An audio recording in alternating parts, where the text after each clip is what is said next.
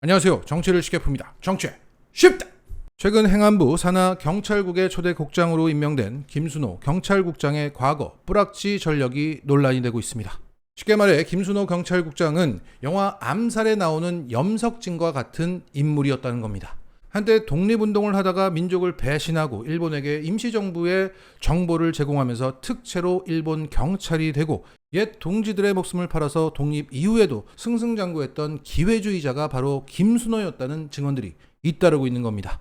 자, 만약 이게 사실이라면 이제는 경찰이 민중의 지팡이가 아니라 권력의 개로 전락할 거라는 얘기입니다. 그러면 논란이 되고 있는 김순호 경찰국장의 과거 전력을 살펴보고 그가 정말 비열한 기회주의자가 맞았는지를 따져보겠습니다. 김순호는 1983년 운동권 서클에 가입해서 시위를 주도하다가 군에 징집되고 국군 보안사령부에 끌려가서 심사를 받고 B급 관리 대상이 됩니다. 한마디로 군사 독재 정권의 블랙리스트에 오를 만큼의 활동을 했다는 겁니다. 이후 김순호는 운동권 선배인 최동 씨를 따라 인천 부천 민주노동회 일명 인노회에 가입을 합니다. 1988년에 결성된 인노회는 인천 부천 지역의 노동자들이 모인 대중노동운동 단체였습니다. 참고로 이 단체의 회원들은 이후 재심을 신청했고 2020년 4월 대법원은 인노회는 이적단체가 아니다라는 최종 판결을 내렸습니다. 즉 말 그대로 대중노동운동 단체가 맞습니다. 당시 블랙리스트에 올랐던 김순호는 김봉진이라는 가명을 쓰면서 부천 지역 조직 책임자인 지구위원장 직위를 맡아 최동 씨에 이어서 조직 내 넘버 2로 불렸습니다. 그는 공장에 위장 취업을 해서 노조를 결성하는 방식으로 노동운동을 해왔습니다. 그런데 1989년 4월 무렵 그는 돌연 자취를 감춥니다. 김순호의 행적이 묘연해진 시점을 전후로 해서 인노회에 대한 경찰 수사가 전방위적으로 시작이 됩니다. 그래서 최동 씨를 필두로 한 많은 인노위 회원들은 영화 1987에 나오는 그 치안본부로 연행돼서 조사를 받습니다. 그 과정을 통해서 15명의 회원들이 구속되고 조직은 와해가 되죠. 그리고 1990년 8월 7일 고문 후유증으로 시달리던 최동 씨는 분신 자살을 합니다. 오늘이 8월 8일이니까 어제가 바로 최동 열사의 32주기였던 겁니다.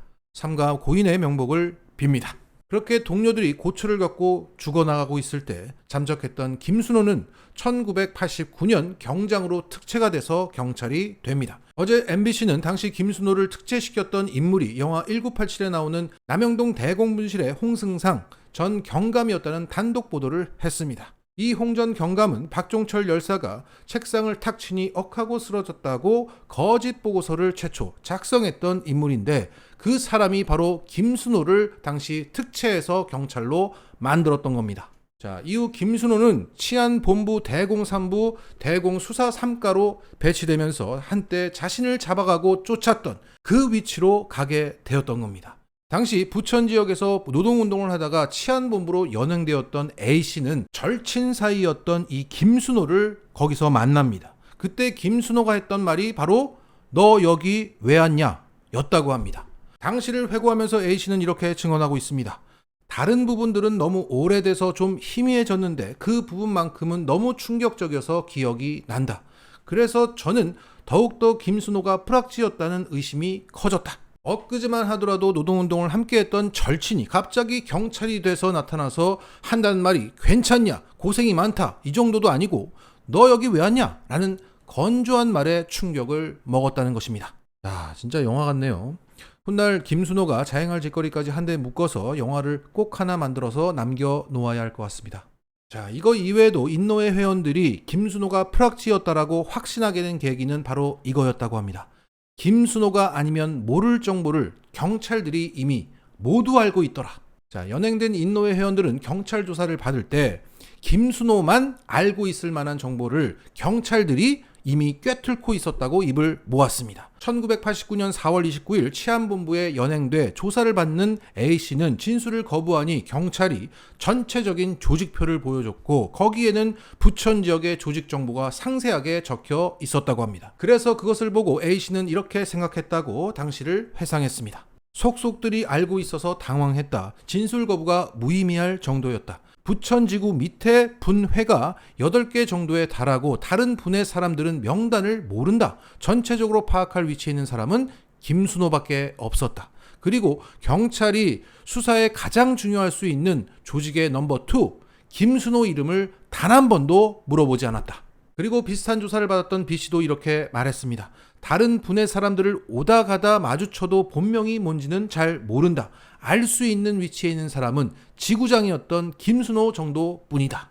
게다가 김순호 친구이자 인노회 활동을 함께한 C씨는 김순호가 경찰이 된 사실을 나중에 알았다고 하면서 이렇게 증언했습니다. 2014년도에 김순호를 만나서 왜 그때 사라졌냐 이렇게 물으니까 김순호 왈 심경에 변화가 있어 사라졌다라고 답했다.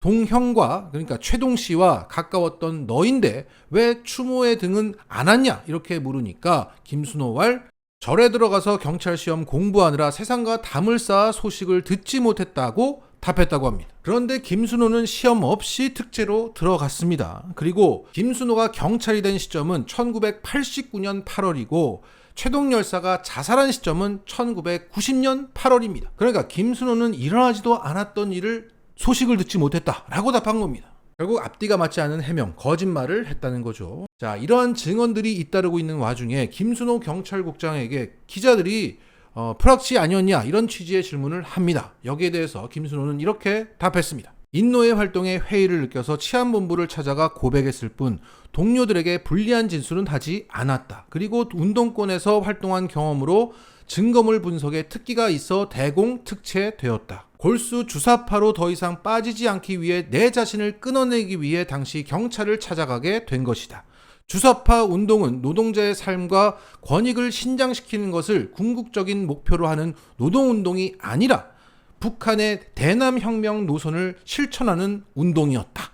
자, 다시 한번 말씀드리자면 2020년 4월 대법원은 인노회는 이적단체가 아니라고 최종 판결을 내렸습니다. 그 판결 내용을 읽어보겠습니다. 인노회는 인천 부천 지역 노동자들의 경제적 정치적 활동을 지원하기 위해 설립된 대중적 노동단체로서 반국가 단체인 북한의 활동을 찬양, 고무, 선전, 동조하는 활동을 단체의 목적으로 삼지 않았다고 보이고 대한민국의 존립, 안전이나 자유민주적 기본 질서에 실질적인 해악을 끼칠 위험성도 인정하기 어렵다. 이렇게 판결했습니다. 자, 결국 자신의 배신, 프락치, 밀정행위의 정당성을 부여하기 위해서 자신이 속했던 인노회를 빨갱이 단체로 그는 매도하면서 여전히 자기 합리화를 하고 있는 겁니다. 자, 다시 1990년대로 돌아가서 김순호는 2년 6개월 후인 1992년에 경사로 특별 승진했고 경찰이 된 지 5년 9개월 만인 1995년 5월에 경위로 승진을 합니다. 경찰 관계자에 따르면 1990년 당시 순경 공채자가 경위까지 승진하는데 최소 15년이 걸린다고 하니 김순호는 초고속 승진을 했다고 할 수 있습니다. 다른 노동단체들 때려잡고 빨갱이로 모는데 앞장을 섰겠죠.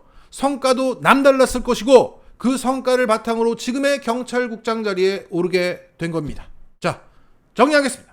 당시 상황을 종합적으로 고려해봤을 때 그는 프락치가 맞습니다. 프락치를 넘어서 노덕술, 이근한 그들의 계보를 잇는 인물이 맞습니다. 이승만의 개는 노덕술이었고 전두환, 노태우의 개는 이근한이었죠. 2022년 경찰을 장악하고 싶은 윤석열의 개는 바로 김순호인 겁니다. 경찰 조직의 돈줄과 인사 권력을 한 손에 쥐게 된 김순호는 윤석열에게 적극적으로 경찰 내부 정보를 제공하고 능동적으로 경찰 장악 시나리오를 짜서 다이렉트로 그에게 보고할 인물입니다. 이렇게 치욕의 역사가 반복되고 있습니다. 마치겠습니다.